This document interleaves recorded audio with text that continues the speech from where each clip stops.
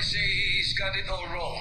Kaya ako Okay, nagbabalik tayo. Pasensya na po kayo sa connection problems po yung naranasan po namin. At minomonitor pa rin po namin yung debate.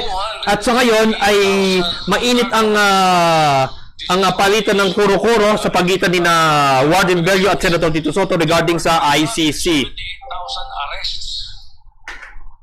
And there were only 6,021 related to these drug operations that died. So kung may EJK at sinasabi nila, binibintang nila kay President Duterte, pwede dapat 378,000 ang patay. Hindi totoo yun, 21,000. Kung ano pinapadala nilang figures sa ICC, hindi totoo yun. Your time is up. Yeah, the records speak for itself. Senator Kiko, the question now is to you. Will you cooperate with the ICC, just apart from rejoining? Yes, of course. In fact, we were one of those petitioners who questioned the withdrawal by the president of our membership in the ICC. So unfortunately, the Supreme Court did not share our view that the withdrawal should have been concurred by the Senate. So we will cooperate with the ICC. Yes. But again, a second petition was raised by the Senate President. Pero yung petition namin na kine-question yung pag-withdraw sa ICC ay hindi tinanggap ng Supreme Court. But yes, we will support first the rejoining and we will cooperate. All right.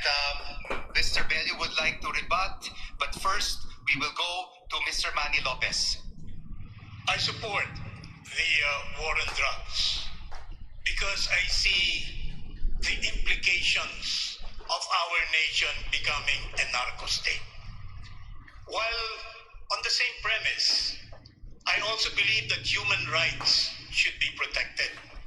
So the president took this lose-lose proposition by the horn and to bring in foreign interference based on their values, based on their perceptions, to actually intervene in Philippine affairs is not a good proposition, not a good idea for the sake of Ayun, medyo mainit ang pagtalakay regarding sa if ever na manalo sila sa bilang Vice President ay balak nilang muling sumali sa International Criminal Court at humingi ng tulong regarding sa investigasyon nila sa laban nila sa illegal drugs. Bigyan po natin si Mr. Bello for your rebuttal, sir. Yes, again, wag ho tayo mag-rewrite ng history, no?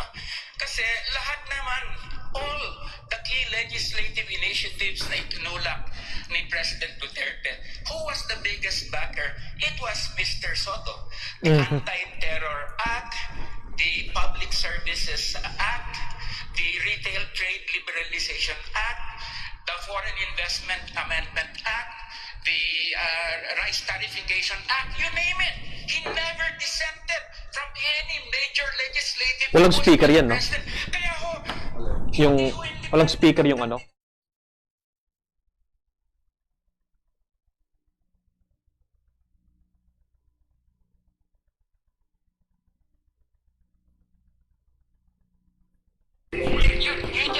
you just beg. Dilemma herself. Because I did not allow her to be arrested in the Senate. That's one thing. Now, all the bills and all the laws that former Congressman Bello mentioned are all for the benefit of the people. Anti-terror law ba? Kung gusto mo ba, terrorist, kung di ba ng terrorist, hayaan natin sila gano'n na lang. Hindi ba? Yung foreign investments, bakit? Ayaw natin makika-recover na ekonomiya. Nakasaklak na lang tayo. Baksak na lang. But we should allow that. And then, I don't think it's wrong if I'm a friend of the President. As long as the Senate is independent, ang lahat ng pinasa namin sa Senado, kahit ang pandemic, I was never absent, never late, kahit na to the detriment of my health. Wala akong pakialam because I was doing my job. I only relied on Psalm 91. That's it. Okay, we move on to another topic. As we mentioned, yun ang muna yung huli for this one. Yung susunod natin, a study finds that provinces where political dynasties thrive are generally poorer. Because of this, yung mga magkakapamilya po, hindi na nababantayan ng isa't isa, nawawalan ng checks and balances, nandiyan ang impunity, corruption, and even violence. But this year, elections are still dominated by political dynasties. Candidates, we want to know where you stand on this. We'll find out after a short break. This is a CNN Philippines special presentation. The Filipino Votes Vice Presidential Debate 2022. Okay, another commercial break ulit. Zim, pasensya ka na medyo naputol ulit tayo dahil sa connection. So, ano nakikinita mo so far regarding sa debating ito? Sa ngayon, ang init.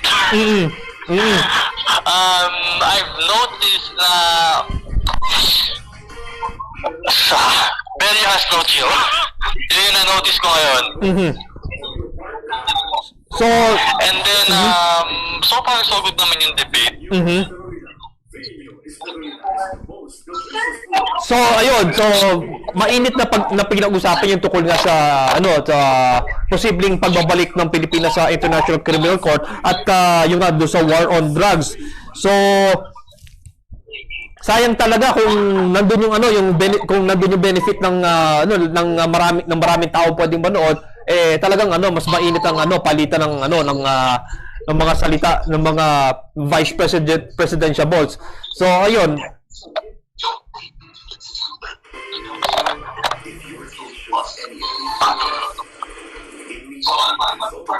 So, Jim, sino tingin mo yung para nangingibabaw dun sa debate so far? Tatlo Si Doc Willie Ong, si Senator Kiko, and si Senator Tito Soto. Nakakalmado nila magbigay ng sagot in regards to the questions that they were answering. Sila tatlo yung nangingibabaw so far sa debate na ito. Si Walden Bello naman, si Professor Bello naman, like what I said, has no chill. Lagi siya naghahanap ng butas dun sa mga statements ng bawat kandidato. Ayun. So, yun. Medyo, again, so, I mean, Zim, saan ka nanonood ngayon? Saan ka nanonood ngayon? Sa TV ako nanonood ngayon na nag-load muna ako ng signal, yung signal prepaid, nag-load ako na pang 2 days lang para hanggang bukas makanood ako ng debate. So yun, makakapanood ka ng debate bukas, yun. Sa signal lang ako nanonood ngayon. Ang plano ko nga sana ay share yung screen ng TV sa phone ko. May problema pa lang ating Zoom. So, yun. Hindi lang problema yung Zoom. Kami may problema. Gawa ng May problema. So, hopefully, again, please bear with us sa aming setup na to. Hopefully, by tomorrow, maaaring ganito pa rin yung setup natin. Pero, yun nga, umpisahan natin yung pagpopo ng debate mula umpisa hanggang sa dulo. Iyan. Try mo natin mag-zoom bukas kung kaya I think sa phone o sa laptop, sa PC, pwede naman siguro. Try namin, pag-uusapan namin dito. Ayun. So, okay, Zim, balikan kita at nagbabalik na ang ating debate. Balikan kita, Zim. Sige. Okay.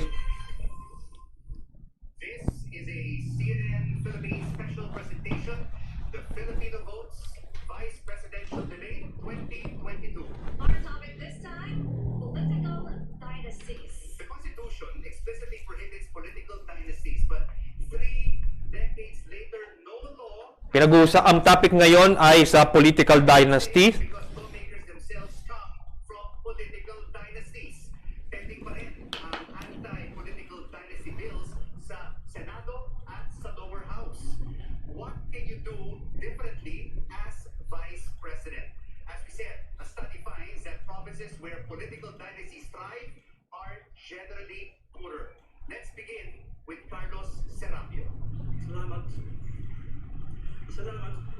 Ngayon lamang pumasok ang usapin o issue sa aming transition platform at program of action.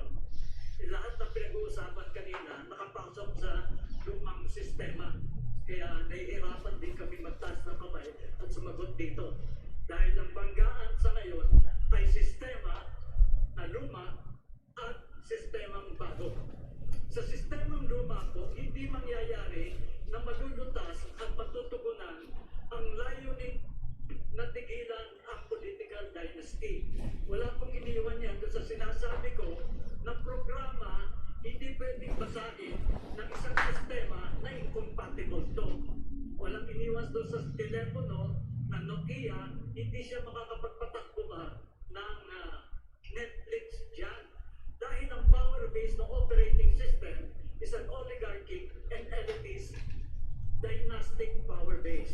So there is incompatibility between the objective of ending political dynasties of the country and the operating system. So magagawa po namin ay yung aming sinusulong sa ngayon. Sinusulong namin ang pagtalagay ng bagong sistema sa pagtatalaga ng puno bayani at constitution sapagkat doon hindi kailangan ng enabling legislation. The constitution itself will provide that political dynasty should definitely be not. Okay, inihambing ni Vice President Serapio yung political dynasties sa pag-access sa mga video streaming sites. Political dynasty, pati si Mayor Isko, wala kayong mahanap na mga dumagoso na yung tumakbo.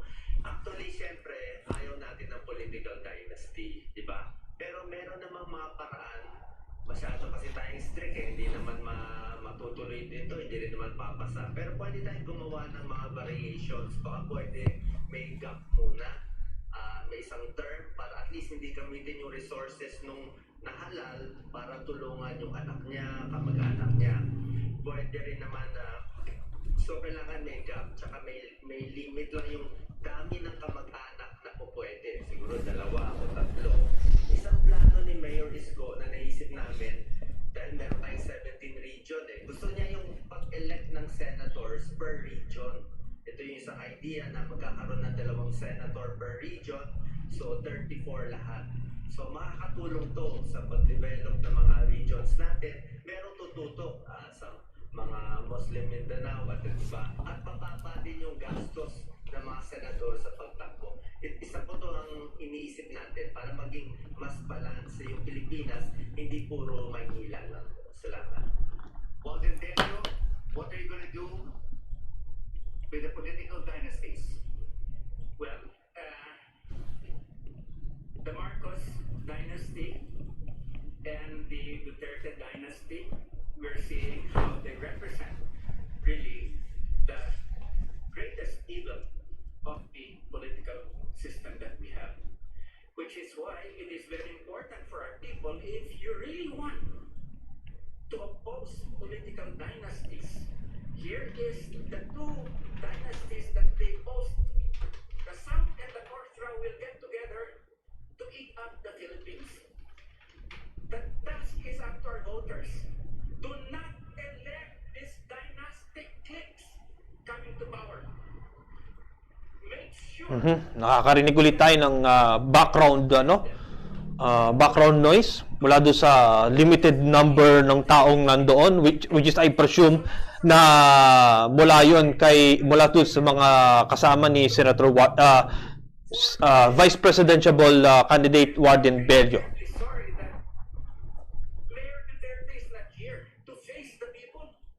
She is a coward, just like Bongbong Marcos is a fucking coward. Oh my God! Open naman po tayo just in case gusto magpadala ng response ni Mayor Sara Duterte. Oh, I would love to debate her. Wow. Moving on, still in politics, ito po para kay SB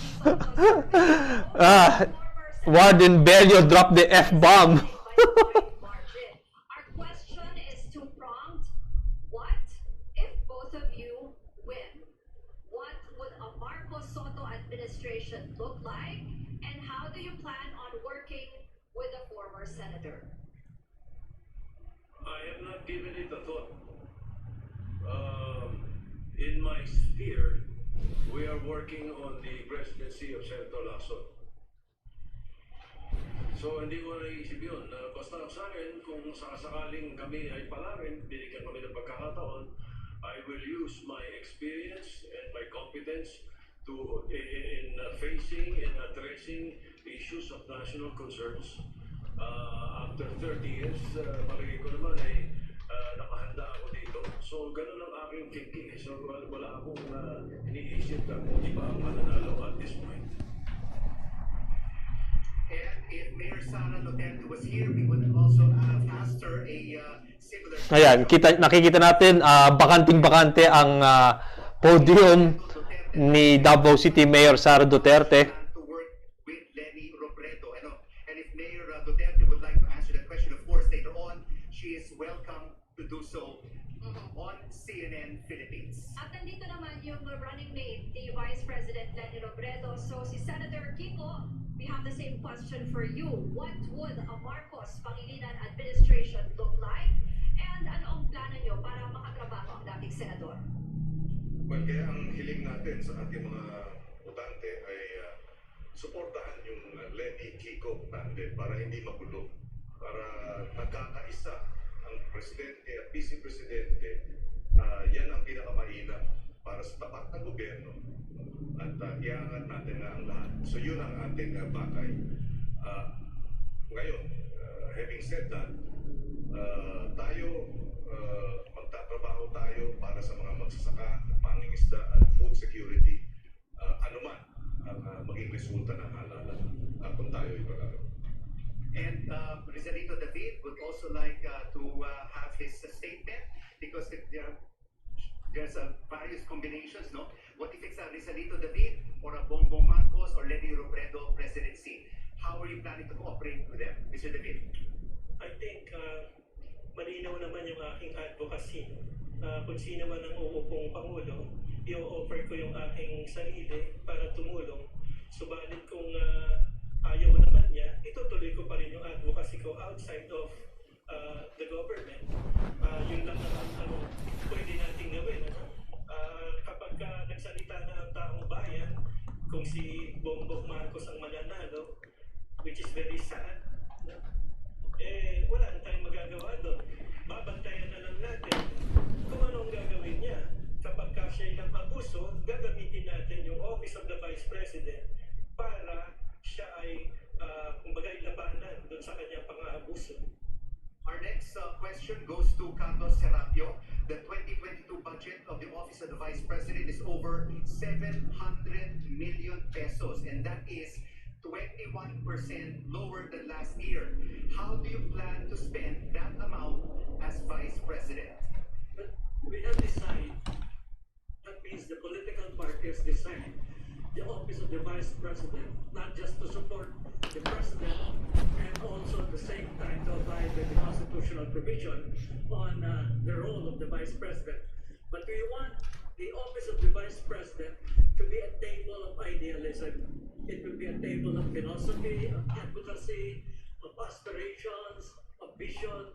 Most especially, it will be a table for the young people, for the young generation. Yung experience namin sa halos 50 taon ng pakikipaglaban para sa pagbabago ng ating sistema ay yun ang maibabahagi natin sa ating mga kabataan. Sa ngayon kasi, ang nakikita nila, puro yung away sa kasalukuyang sistema, labanan ng kulay at labanan lamang ng kung sino mas mabuti o sino mas masama. We are in a state of moral convolution. And unfortunately, our politics, our elections have not really been able to resolve this issue of moral convolution.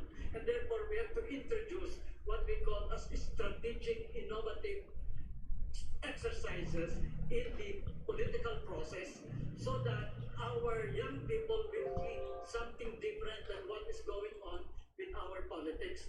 So yung budget na yung kakasya na yung para... Hello ulit kay nagpalit ko ng username, CODOPGod. Ayun. Medyo pasensya na, hindi tayo nakakapag gawa ng busy ang lahat ng mga nandito sa studio. So, kailangan unahin ng mga task at commitment namin sa mga sabing mga mapagkakatiwalaang mga tao. So, yun. Pero hayaan mo, once na maayos na yung schedule, yun, babalik tayo sa pag-i-stream. To prevent the occurrence or the incumbency of bad dynasties. And I think this is high time because, you know, the political landscape is now packed with dynasties. And if the country is being uplifted as a result of this leadership of having more dynasties, then so be it. If that's good for the country. But apparently, we are lagging behind as a country and as a people. And so therefore, we propose, under the Labour Party, a structural and political reform agenda that will empower the people once more. And this is through a people's initiative, a functional people's initiative with a prescribed implementation guidelines that would enable ordinary citizens to legislate, to amend laws, or rescind laws.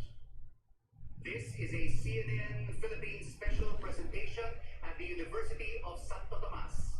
When we come back, we'll ask questions about taxes. You're watching the Filipino Votes Vice Presidential Debate 2022.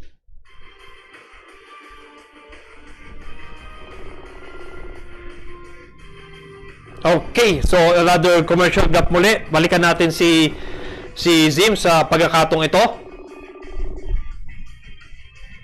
Okay, ang oras natin ngayon ay 6:51. So, mukhang hindi matatapos ang debate sa itinakdang oras.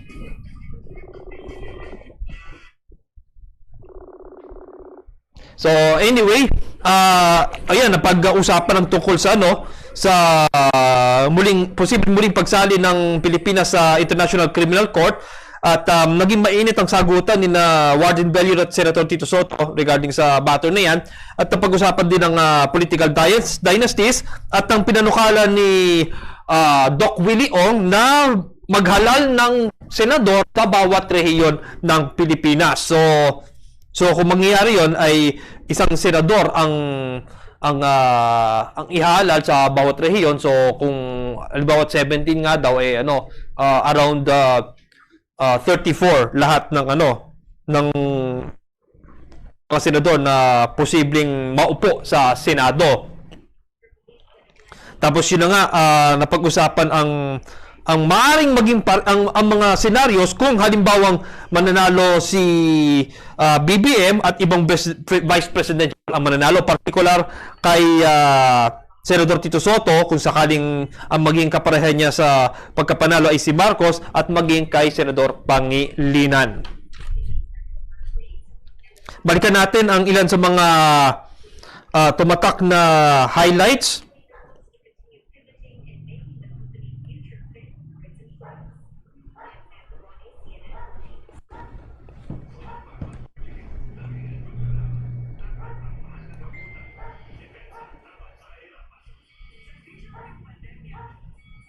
Sabi ni Doc Willie Ong ay dapat magkaroon daw ng gap sa pagitan ng termino ng mga family members at mag-ilimit sa 2 to 3 members per family sa elected office.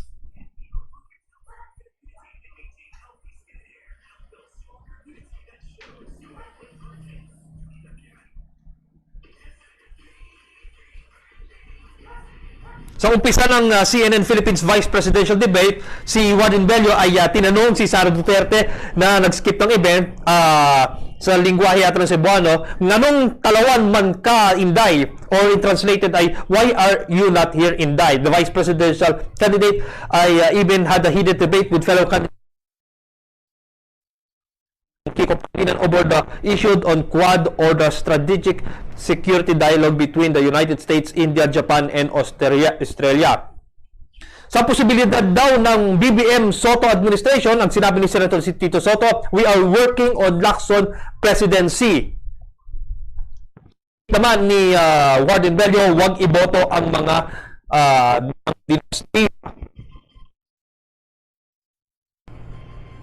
Sabi naman ni Vice Presidentiable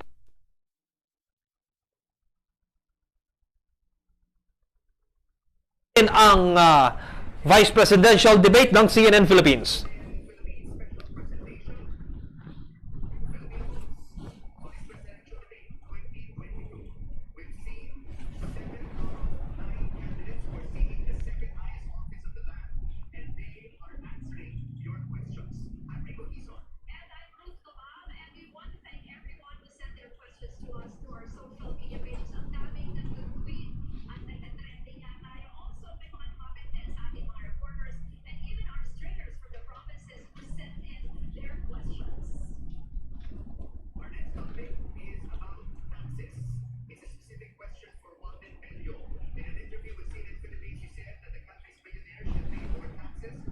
Ang topic naman ay wealth tax.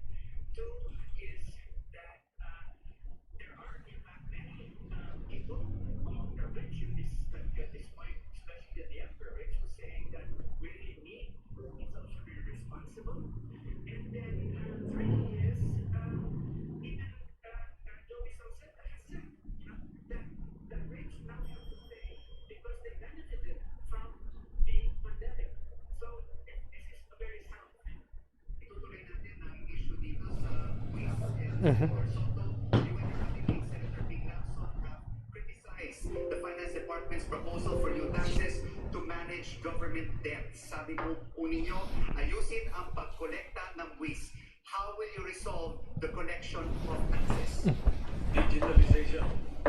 That is the answer, number one answer at the Bureau of Customs. We have given them the funds for it already, hindi kinukumpleto. Bakit? They want human intervention. Once we remove human intervention, we remove corruption, and we improve the collection of taxes. Ganun mismo na ba? Sabi na kailangan improve natin collection of taxes. Hindi pa pwedeng dagdag ng tax. Nagbawas ka kami. We passed and decreed law that yung lahat ng below 250,000 a year ang kinikita, hindi dapat magbayad ng income tax. Pinasa din namin yun. Yun nga lang yung buwis ay binabato sa mga services, produkto at services, kaya parang wala din.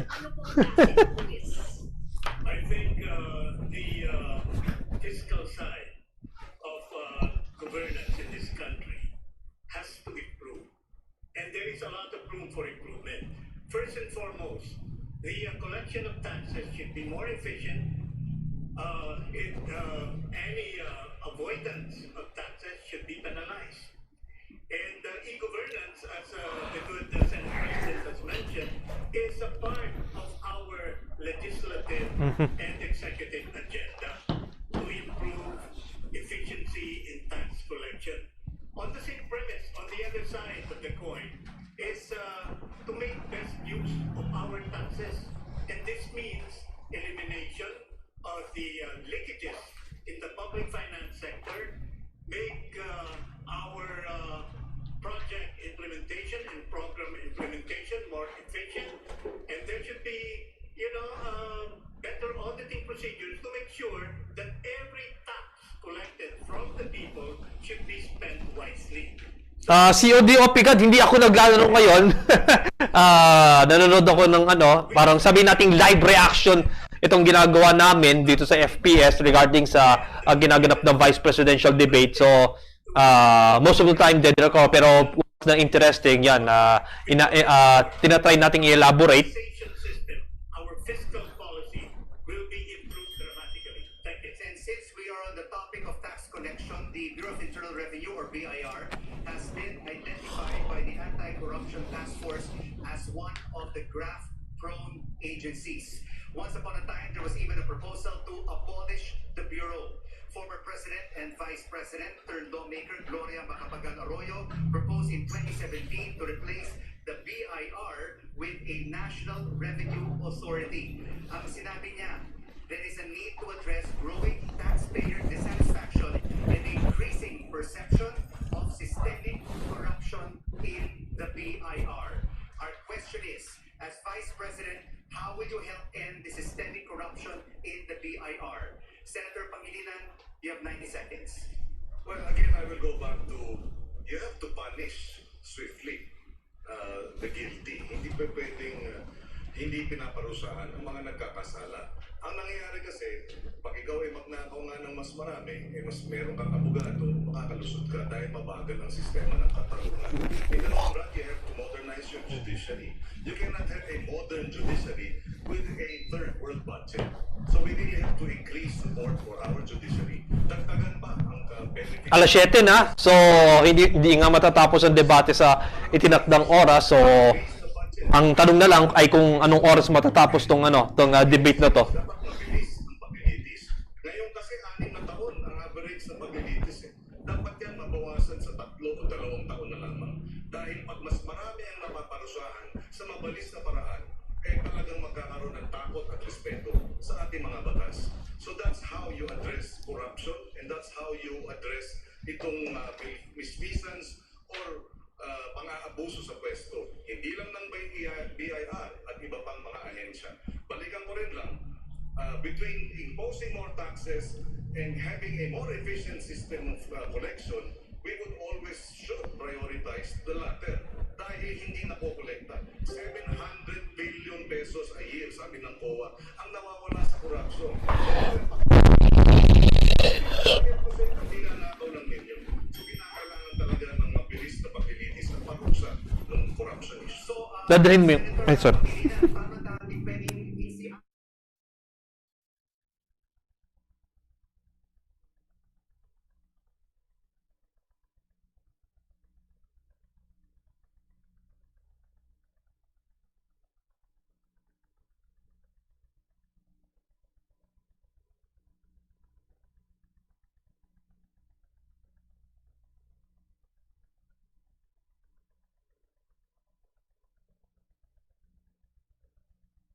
Convene the JELA, which is the Judiciary Executive Legislative Advisory Council. The Senate President, the Speaker of the House, the Chief Justice, and the President of the country sits in the JELA. It has been convened twice in 2008. It should be convened when the legislature comes in.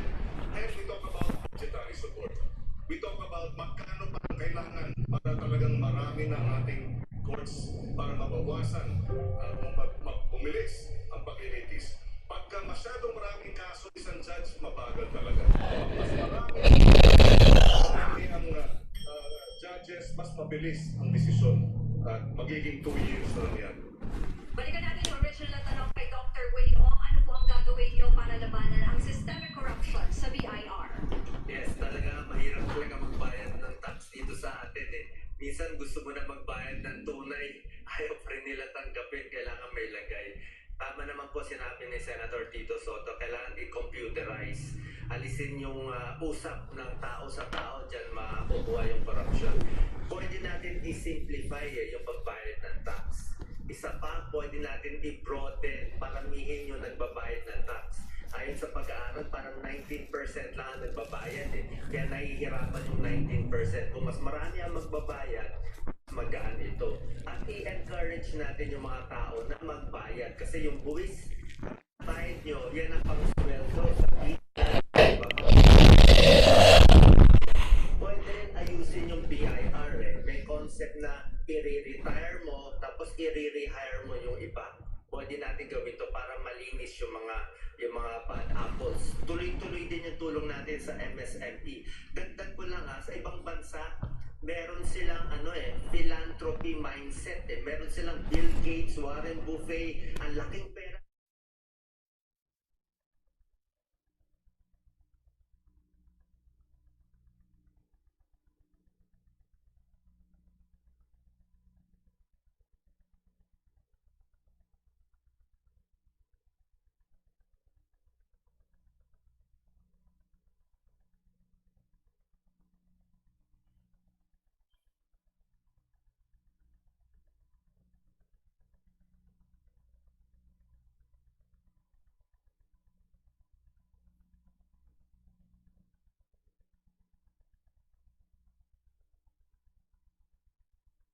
From 30% to Tumatak sa akin yung yung plano ni Senator Tito Soto na i-digitalize ang pagbabayad ng buwis. Particularly yung bagay na sinang-ayon ni Doc Willie Ong na hindi na dapat idaan ang buwis ng tao sa tao. Ayun. So,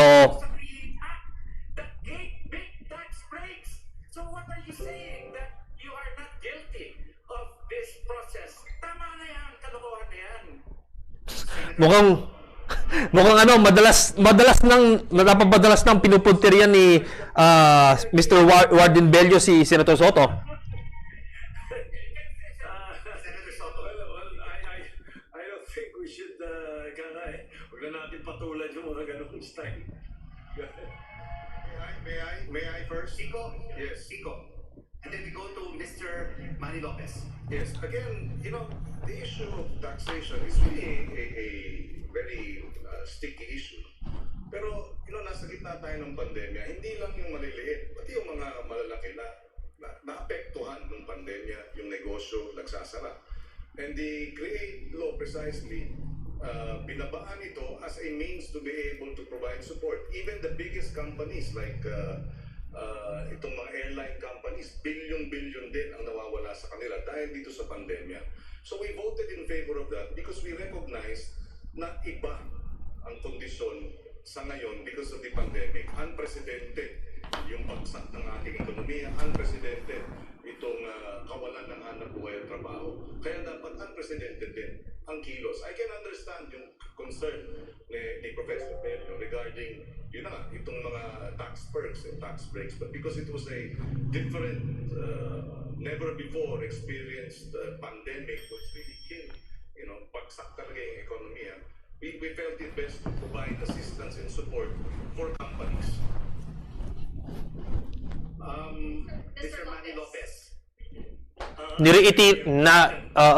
Giniit ni Senador Pangilinan na yung lahat naman ng negosyo malaki apektado, kaya yung parang panukala regarding sa pagbuwis ay ginawan naman daw nila ng paraan. Or participation in grafted corruption. I happen to be a participant of the Million People March at ipinagmarcha po namin yan. And maraming mga legislators ang nasangkot din, reportedly about 100. Mabuti na lang ang fraternity brad ko, hindi kasali doon. And si Senator Soto. But as a general question, kaya niyo bang litisin ang kapwa niyo, Senador, kung nasangkot sa graft and corruption? Well, that's Very short answer na. merong ethics committee sa ating Senado, but of course, paglilitis ang pinag-usapan sa hudikatura yan. And in fact, ang nangyari nga, nitong nakaraan, tatlong senador ang nakulong dahil dun sa paglilitis sa Napoles Fund. Pero pag nung nanalo ng bagong administration, o bago pa man, at nung nanalo, yun, nabaligtad yung sitwasyon. Senate President Tito Soto. And then finally, before we go to the break, Mr. Serapio. Yes, the answer is in the affirmative. There is a committee on ethics. If there is a case filed against a senator, we will investigate no matter what. Briefly, Mr. Serapio, idadaan sa Ethics Committee ang investigasyon kung sakaling masangkot sa issue ng di pagbabayad ng buwis ang mga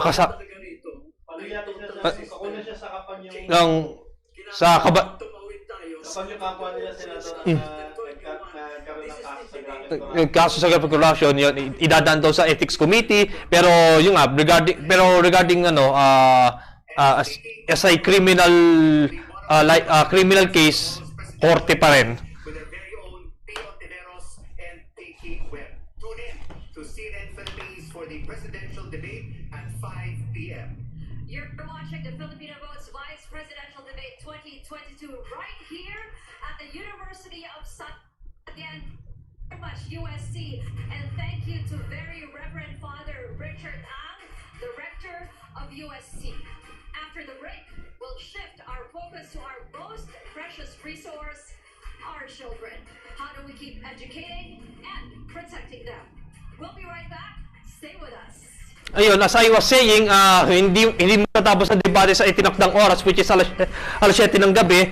So, yun nga, ang magiging tanong niya lang ay kung anong oras ito matatapos. Konting recap tayo dun sa mga naging sagot ng mga Vice Presidentiable so far. Sinabi ni Senador Pangilinan na mag-focus daw siya sa trabaho sa mga magsasaka, mga mangingisda, ano man daw ang magiging resulta ng eleksyon. Sabi naman ni Warden Bello na ang Marcos at Duterte dynasties ay quote-unquote greatest political evil. Okay, balikan natin si Zim. Zim, anong insights mo so far doon sa naging takbo ng debate? Ang intense.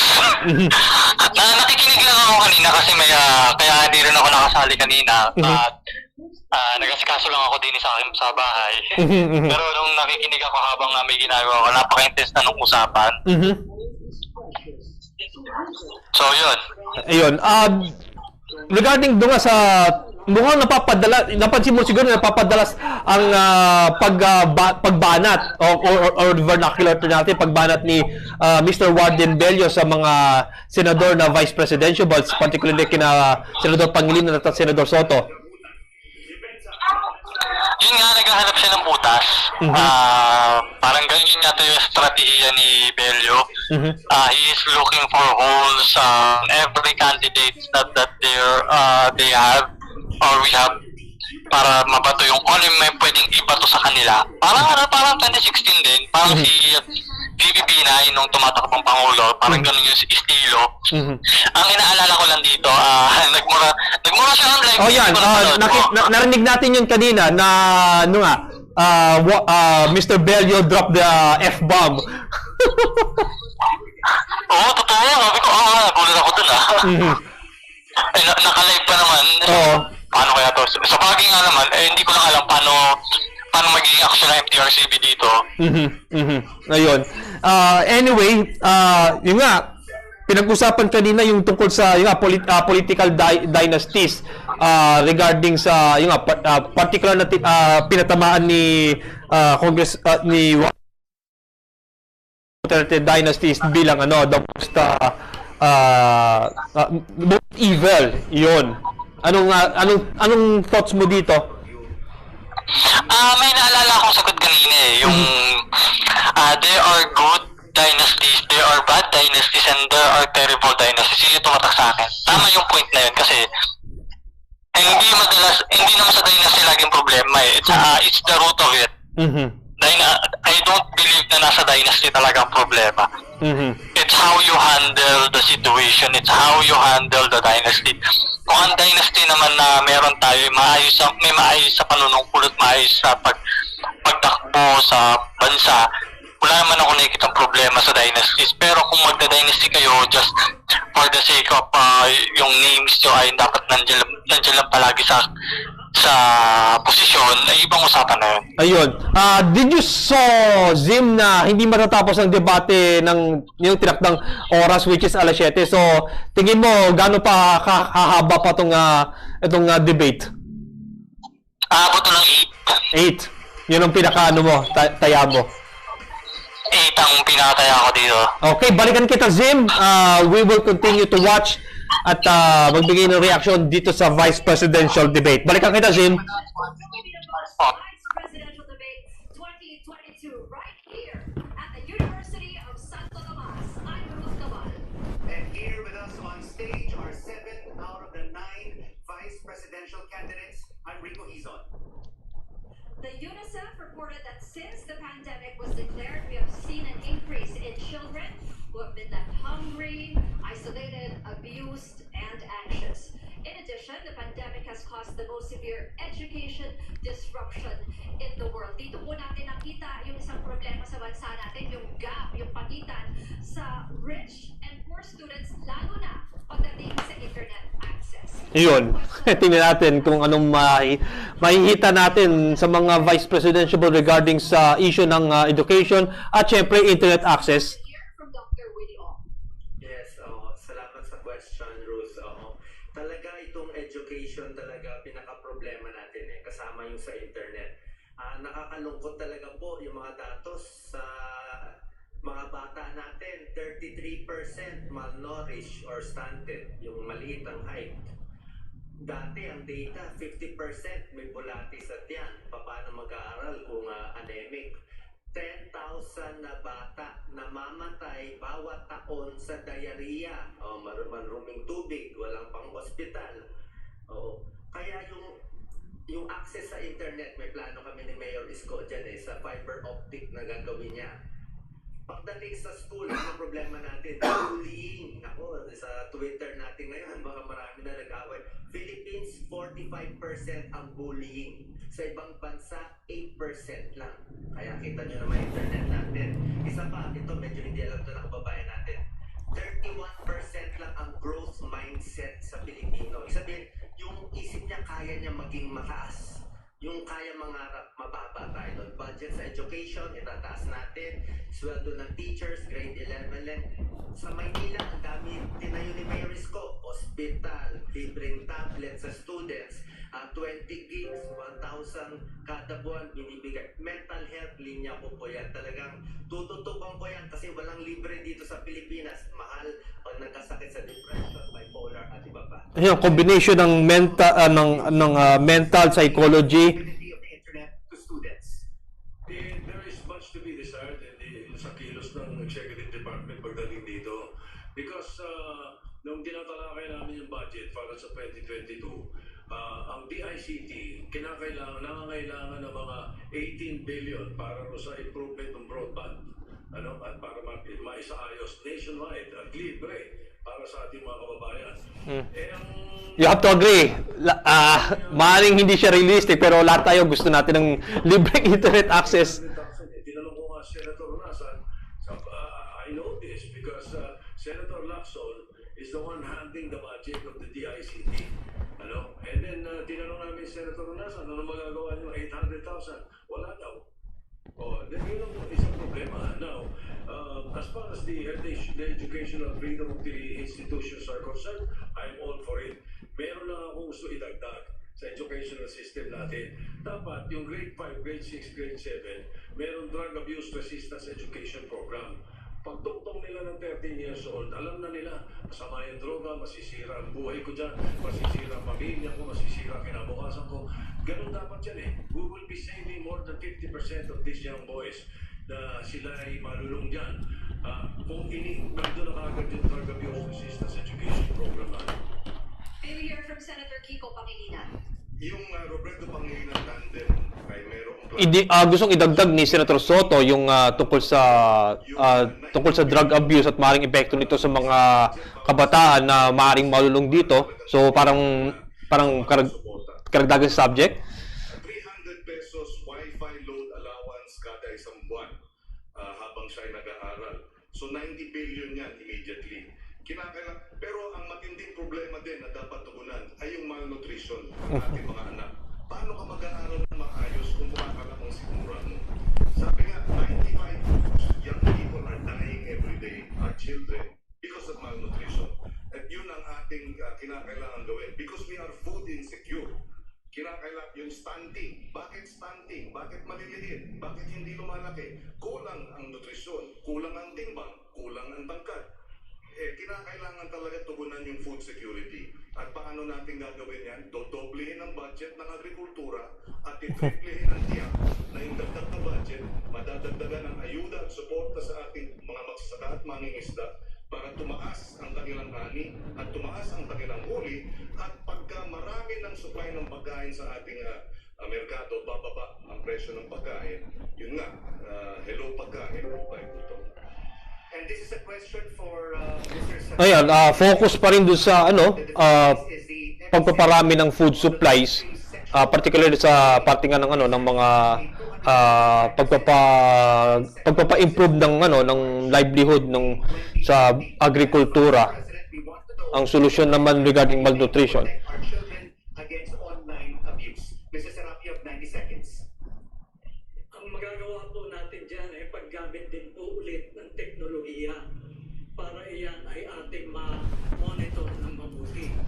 Ngayon po, gusto ko rin lamang po sabihin, dahil ang pinag-uusapan lagi nga ay yung mga bilyon-bilyon na i-appropriate natin.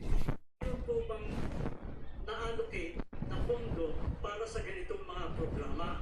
Kung wala po, kinakailangan pag-isipan kung saan kukunin yan doon sa mga ibinigay na pondo. Dahil ang bawat programa, kailangan ng pondo. Ang papasok na bagong manunungkulan sa susunod na administrasyon, ang kanilang gagamitin ay yun na pondo na sa General Appropriations Act o na budget na.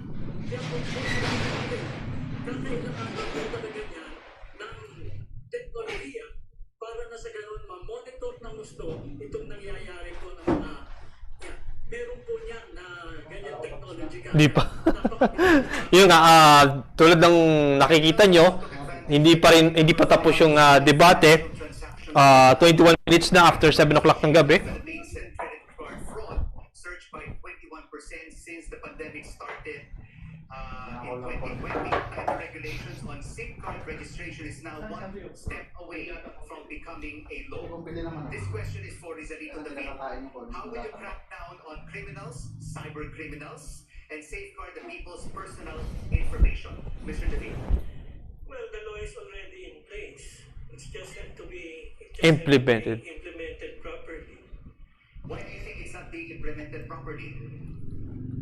Perhaps there's yung kakulangan nga ng political will and yung desire natin to really help out, no?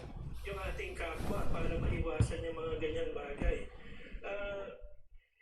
Wala na akong maibang maisasagot doon dahil nandiyan na yung batas Nasa executive department na lang yan kung paano nila gagawin, I don't know if some of them are even involved in these things. That's why nakakalusot, no? Ang dali lang naman yan even yung cyber sex, no? Kontrolado natin yung mga ISPs. Bakit hindi yun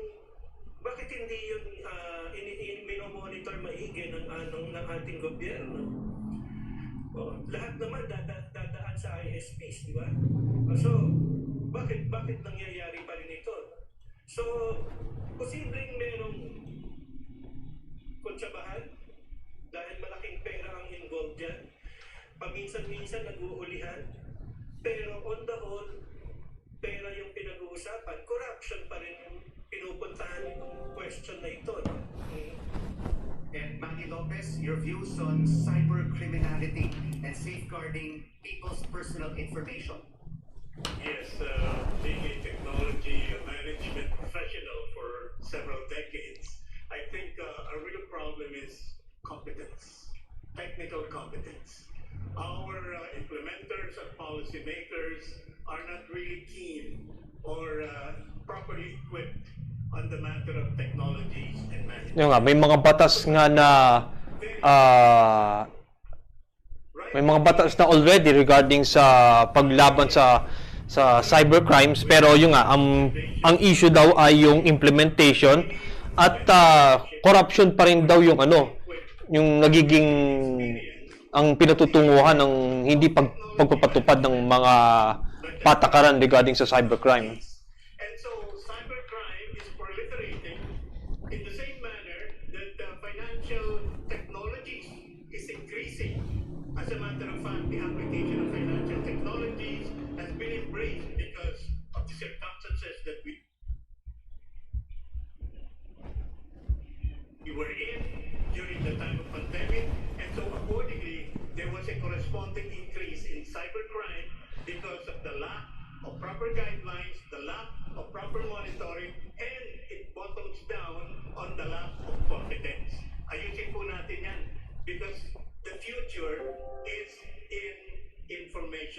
ideology. Ayan, Rico, I have one final question after the break. This is the Okay. Philippines special presentation, the Filipino Votes Vice Presidential Debate 2022, right here at the University of Santo Tomas. Stay with us. Ayun, we're going down do sa last question. At baka ginabangan natin yan. Recap natin ng konti yung ating naging takbo ng debate so far. Ayon kay Vice Presidential Candidate Manny Lopez, there are good and bad dynasties. VP Bet Lopez points out there are good, bad, and terrible dynasties. Oversimplifications and generalizations may not always work given unique local situations. Sabi naman ni Doc Willie Ong, nag-specify siya ng kailangan ng gaps nga in terms of limiting number of family members who can run. Tinira naman ni Warden Bello ang Marcos Duterte tandem. Ang sabi niya ay she is a coward just like Bongbong Marcos. And sinabi na nga din ni Bello, and I quote, "I'm terribly sorry that Mayor Duterte is not here to face the people. She is a coward just like Bongbong Marcos is a effing coward." Yun. So, F-bomb galing kay Warden Bello.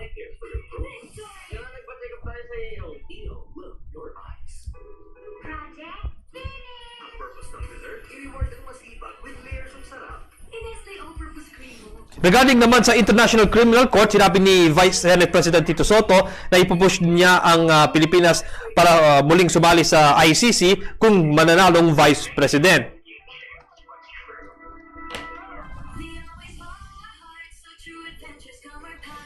But in 2018, Soto did not join minority senators such as his opponent, Senator Francis Kiko Pangilinan, in petitioning the Supreme Court to overturn President Duterte's unilateral withdrawal with the ICC. It was in 2020 when Duterte pulled out from the Visiting Forces Agreement that Soto joined the Supreme Court petition. At that time, they did not answer why they left the minority senators in 2018 to question ICC's pull-out when it's the very same principle at play in the VFA pull-out.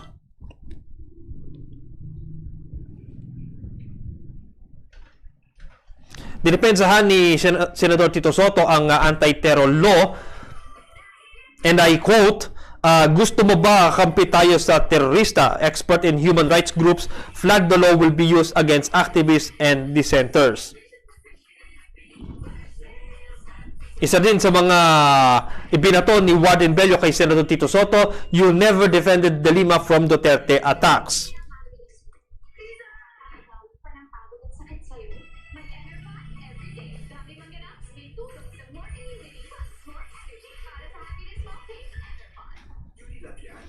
Sabi naman ni Vice Presidentiable Manny Lopez, fight versus corruption requires systemic solutions. At sinusuportahan din daw niya ang war on drugs dahil sabi niya, and I quote, "Because I see the implications of our nation becoming a narco state." While on the same premise, I believe human rights should be protected. Senator Kiko Pangilinan says he supports the rejoining of the ICC and full cooperation with its investigation into Duterte's alleged crimes against humanity. Pangilinan was one of the petitioners who questioned at the Supreme Court in the Philippines withdrawal from the ICC. Okay, let's balik tayo ngayon sa CNN Philippines Vice Presidentiable Debate with this last and final question.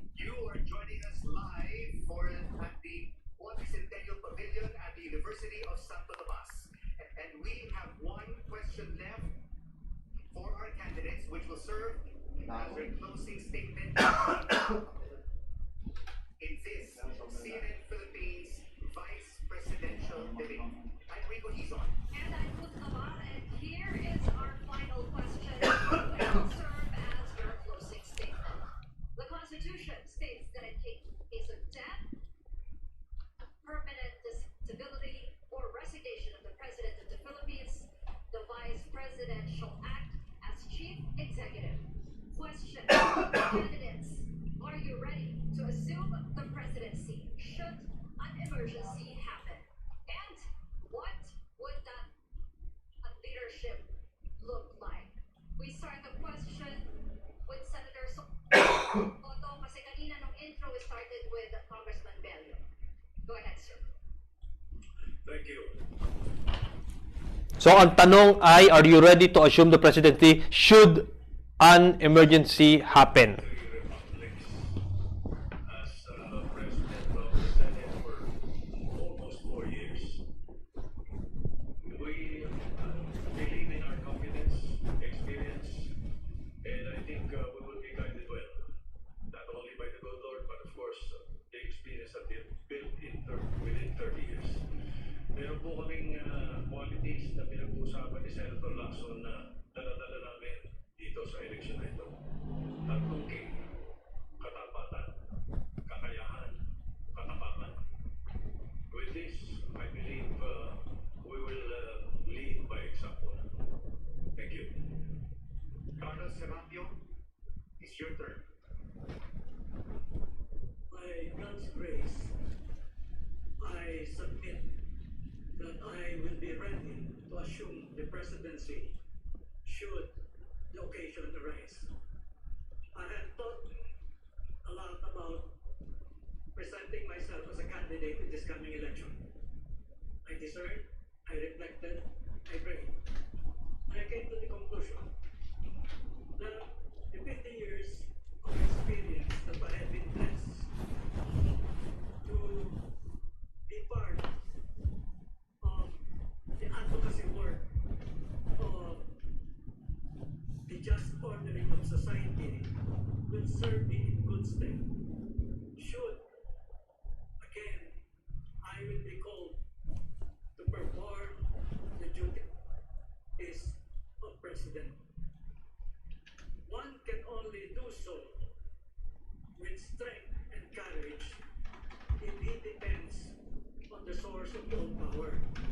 And that to me is the spirit of reason and the source of all reason, the source of all life.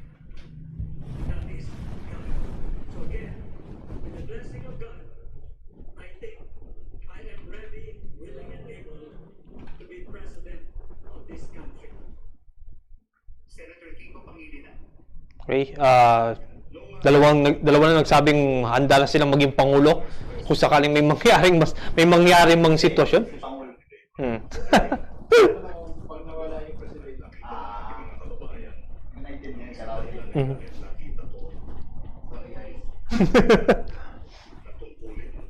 Sorry po.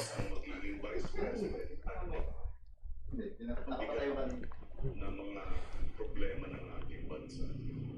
Tinanggap ko yun dahil alam ko kung mahirap ang aming dadaan ng kampanya, mas mahirap ang naging dinadaanan ng marami nating mga kabayan, namatayan, walang trabaho,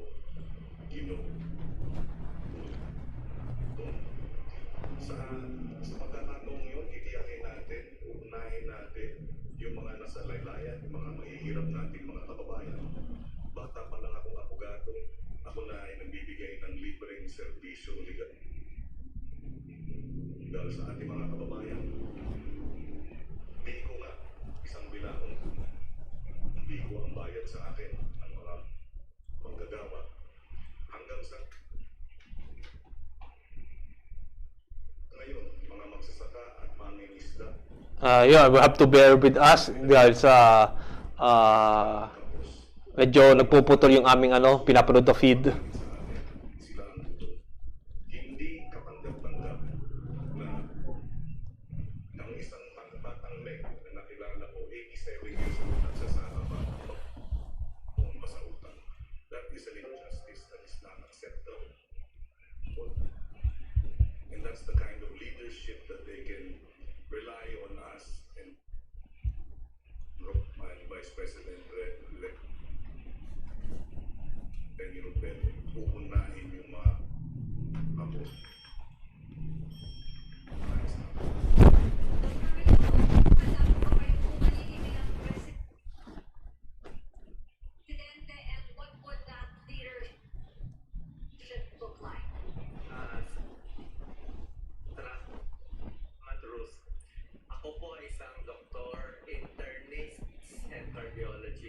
mahirap po maging cardiologist. Ay, medyo napuputol tayo. Pag may loko yung puso ng pasyente, we have to decide in 10 seconds. Ito ba ang gamot? Ito, isang pagkakamali ko, pwede siya mabuhay o mamatay.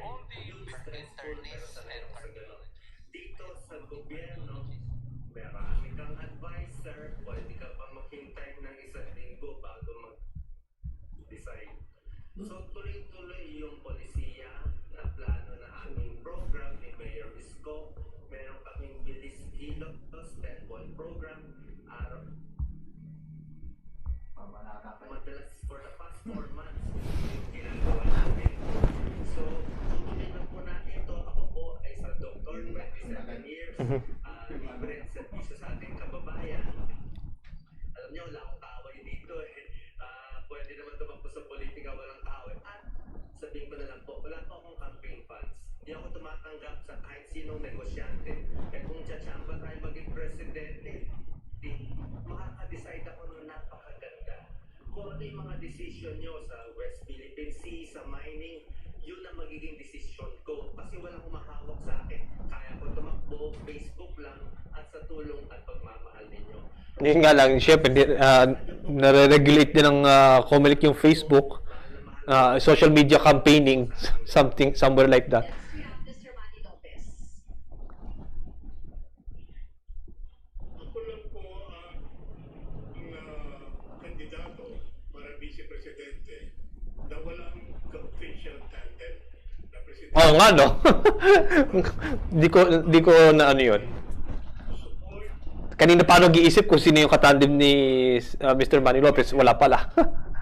Presidential candidate who will serve the interest and welfare of our people. I was tasked by the Labour Party leadership to seek the vice presidency in our collective effort to help rebuild the economy, address this unprecedented crisis, come up with proper solutions that will effect real change and reform, build a strong, just, and progressive nation, to help make lives better for our long-suffering people.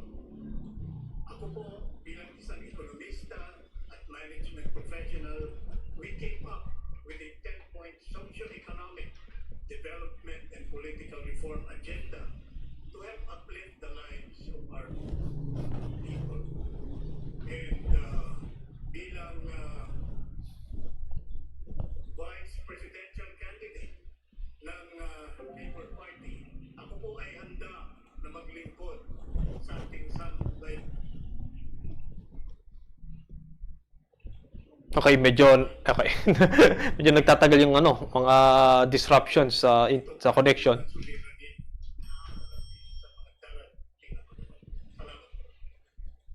Presidente David, are you ready to assume the presidency should an emergency happen, and what would that leadership look like? We are destined to greatness. Yan po ang pangarap ng Diyos para sa atin, subalit hindi nangyayari. Dahil may mga tao na pinipigilan na mangyari ang mga bagay na yan. Ako po ay pinanganak sa Tondo, doon lumaki, nag-aral sa pamata. Asa ng Pilipinas sa Los Baños. Nagtrabaho ko po. Los Baños, sa Laguna? Kasabayan ko pa nga po itong dalawa sa ating mga senador. Ang diferensya, hindi ako senador, sila senador, ako staff, pero mas marami kaming ginagawa. Yung preparation ko po ay narariyan. Hinihintay lang po ang pagkakataon kung yan po ay babagsak sa akin.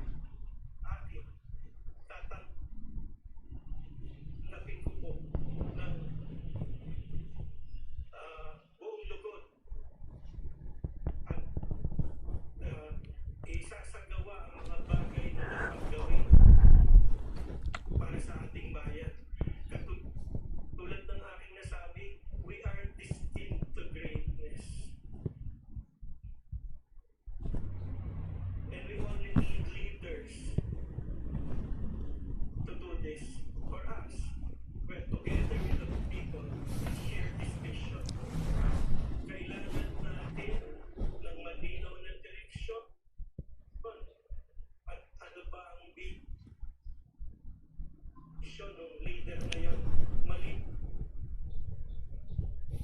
Ilaw na po sa akin yan na isulat ko na po yan doon sa aking tinatawag na rebuild at pinakita ko pa nga po kanina doon sa mga staff ng CNN kung ano itong sinulat ko na ito. Ako po'y nakahanda para sa ganyang pagkakataon. Okay, last but not least, si Mr. Warden Bello. Warden Bello. Thank you very much, and thank you very much for and for this opportunity. Yes, I'll be ready to assume, but I really wanted to air some of my problems. You know,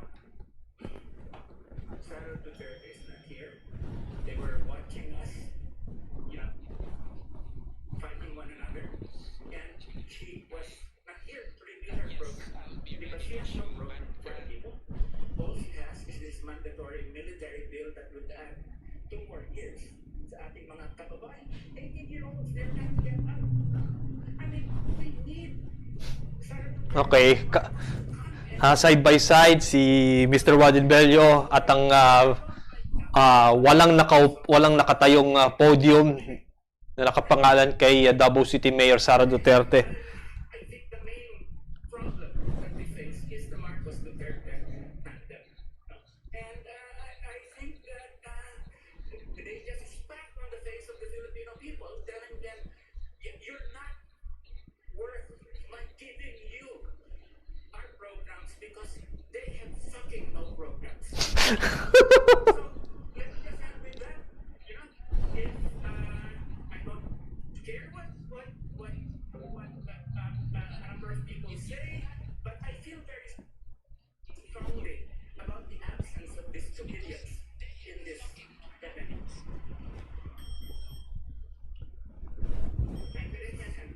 Candidates, we would like to thank you for your very... Okay, I think that would be it para sa ating vice presidential debate. Sige, for the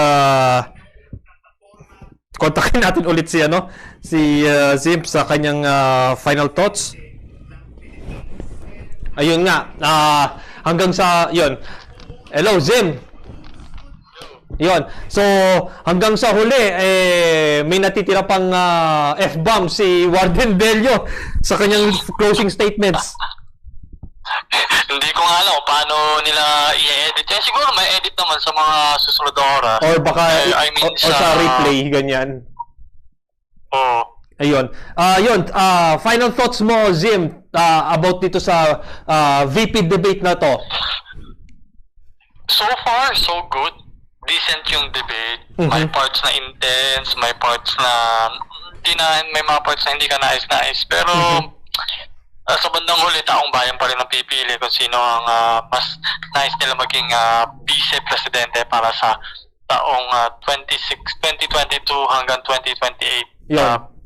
Just to keep in mind na itong sa gathering ng vice presidentiables I think kauna-unahan yata to of any kind since nagsagawa ang iba't ibang media companies at organizations ng mga iba't ibang klaseng interviews at forums. Syempre nauna yung kay Jessica Soho to sa KBP and eventually yung debate na isinagawa ng SMNI. Tapos, ito na nga, yung unang debate involving VP Bets na inaprubahan ng COMELEC kalaunan. Ayun. So, what are you looking forward sa bukas regarding naman sa presidential debates? Sana umattend si BBM. Yun lang nilook forward ko.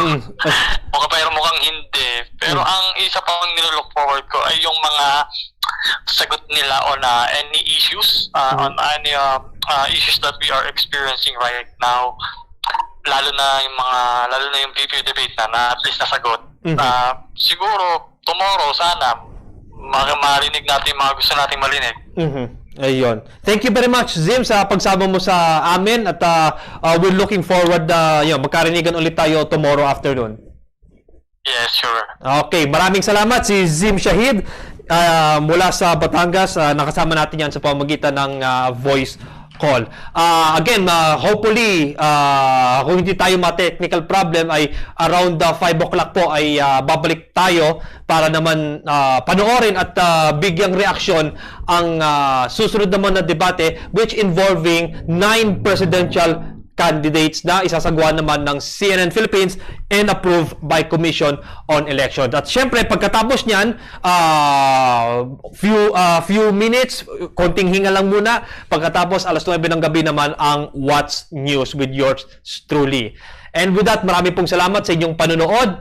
Bisitahin nyo lamang po ang Facebook page ng FPS Media News and Current Affairs para sa mga balitang may common sense. At syempre, like, follow, at share. Hanggang bukas pong muli, hanggang bukas po para sa presidential debates. Ang alan po ng lahat ng mga buo dito sa FPS Media News and Current Affairs. Ako po si Marlon Magtibay. We are logging out. Marami pong salamat sa pagsama nyo sa amin. Hapunan na, eat well, and vote wisely. Stay safe, Philippines. Good night.